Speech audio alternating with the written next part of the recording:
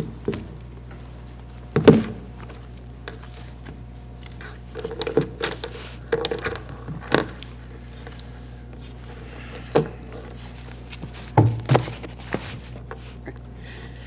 afternoon. I am Mylan Dennerstein, counsel to Governor Cuomo.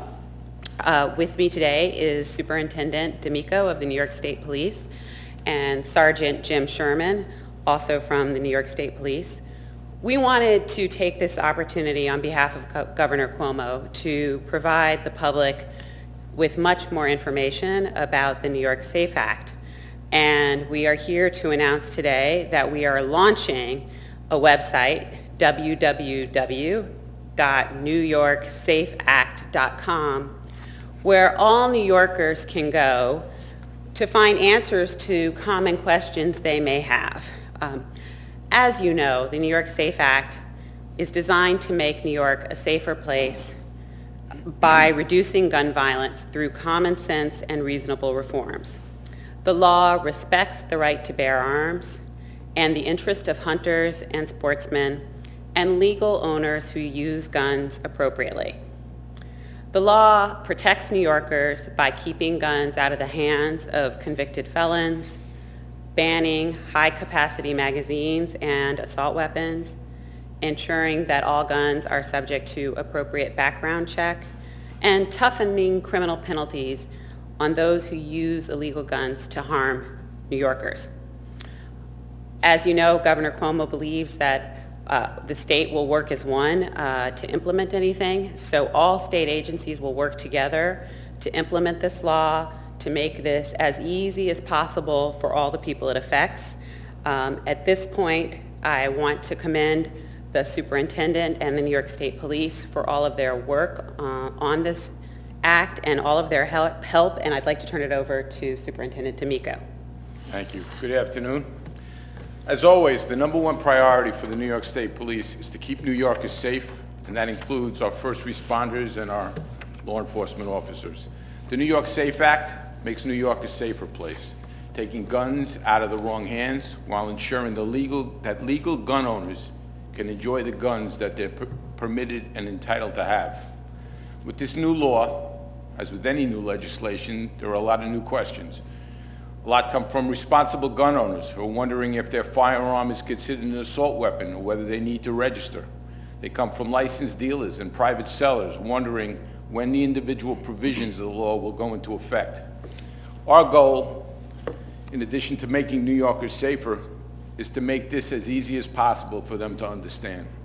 That's why, in an effort to help the public, we've set up this system to answer many of the questions that they have. As you've previously heard, we have the new website that the governor's office set up, www.nysafeact.com. Gun owners and licensed dealers will find a list of frequently asked questions on the site that have been compiled and answered by experts that we have in the field. There's also a section on what is and is not considered an assault weapon. This includes photos of the weapons, banned features, a list of some of the banned weapons, and those firearms that are not considered an assault weapon under the law. Today, we're also announcing the start of a hotline where the public can contact experts to get those questions answered. A simple phone call to 1-855-LAW-GUNS, that's LAWGUNS, or the numbers would be 1-855-529-4867.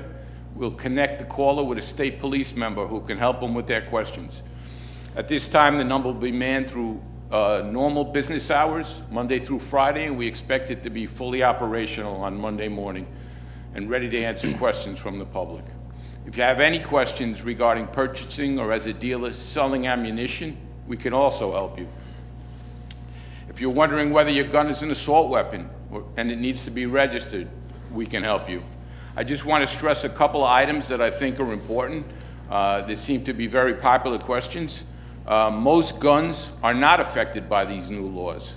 Most guns used for hunting and sporting are not assault weapons, and they're not affected by these laws. Most handguns possessed by people are not assault weapons and are also not affected by the laws.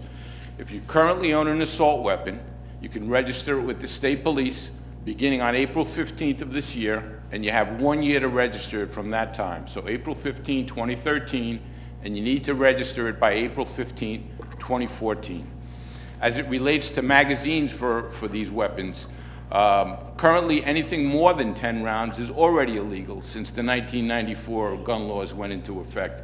If you currently own a magazine that's 10 rounds or less, you could possess it until April 15th of this year. After April 15th of this year, you could still possess it. You just need to load it with 7 rounds instead of 10. If you want to get rid of it and sell it to someone else, now you have to have it modified. If you're a dealer in this state and you want to sell them after April 15th, you'll have to have them modified so that they only hold 7 rounds. Because effective that date, only 7-round magazines will be legal for sale in New York State. It's our goal today to help get some of these questions answered. The new and amended sections of the New York SAFE Act will help us to fight gun violence and to help us to keep illegal guns off the streets of our state. Thank you. At this point, we'd like to open it up to questions. The one point I would just like to add is registration will be free at no cost to any person who has to register. Are there any questions? Any idea how many people are prospective registrants? How many people out there have these weapons? Well, as of now, we really have no good numbers on this because it's never been required. You know, I've heard estimates in the hundreds of thousands. You know, we'll know in a year. I did have a question surrounding tomorrow's events. There's supposed to be some sort of a gun rally. Are troopers expected to be there, and what sort of procedures are going to be in place on the Capitol for that pro-gun rally? As with any event around the Capitol, or whether it's protests or demonstrations, you know, we respect people's right to protest. And, you know, we will have state police present, and our only role is to ensure public safety and to keep the peace. And just as a follow-up, just so people out there are sure, are they not allowed to have any sort of concealed weapon on state property? Is that correct? That is the law, yes. That has been the law for a long time. That's not new. How would the state know who is and who isn't in compliance, and what are the penalties for non-compliance? I mean, obviously, by April 15th, we'll have a simple and easy way for the public to register these weapons, whether it's by a paper form, which will be available at many locations, or whether they want to go online and use a simple web interface. And as you heard earlier, there's no cost to it. You'll have 1 year from that date to get them registered. What will happen is we have no information on who has these weapons as of today, but as we come in contact with them in the future, there'll be investigation and just to ensure that they are registered as required by law. Hypothetical situation, a neighbor is concerned that a neighbor has an assault rifle, and they contact police. Can police enter a residence and search? You know, people have rights, and the laws that were in effect yesterday are still in effect today, so no, we can't. The Fourth Amendment still applies, obviously. Can you tell me what this means for police officers? Are they exempt? Explain that to me a little bit. Police officers have always been exempt from these weapons ban, and they will be going forward. Superintendent, you guys had a list on the Troopers website of affected weapons, models, and brands, and it's not up there now. Is that your groups going to do? Yeah, Is there an issue? we put it up on the website right after the bill was signed in an effort to offer information to the public. Since that time, we're updating with a better website with more information and the hotline, so that's the only reason why I went down. So there is going to be a list? If you visit the website, there'll be pictures and a lot of information that'll help people determine whether their weapons are covered by this. The website will have a list of weapons that are banned, a list of weapons that are not banned, pictures of weapons that are not banned in case you want to look at your model to see what it compares to, and also a list of the military features that make a weapon an assault weapon, such as a muzzle or a silencer. Did you say when the website is going live? It's live. It is. Yes. Is the list of state residents with assault rifles public, accessible to anyone? No, it is not. It's not subject to FOIL. All right, thank you. What's the penalty for people who don't register? What's the Ultimately, it's a misdemeanor. There is a period for people to cure if they fail to register even within the first year.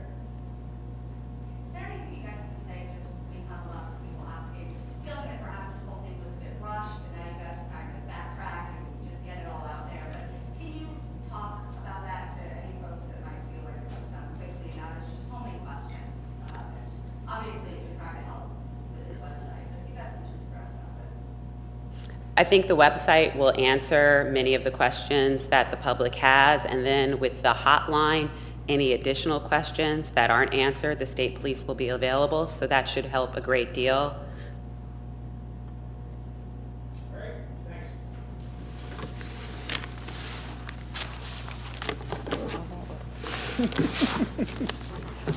That was easy, right, Jim?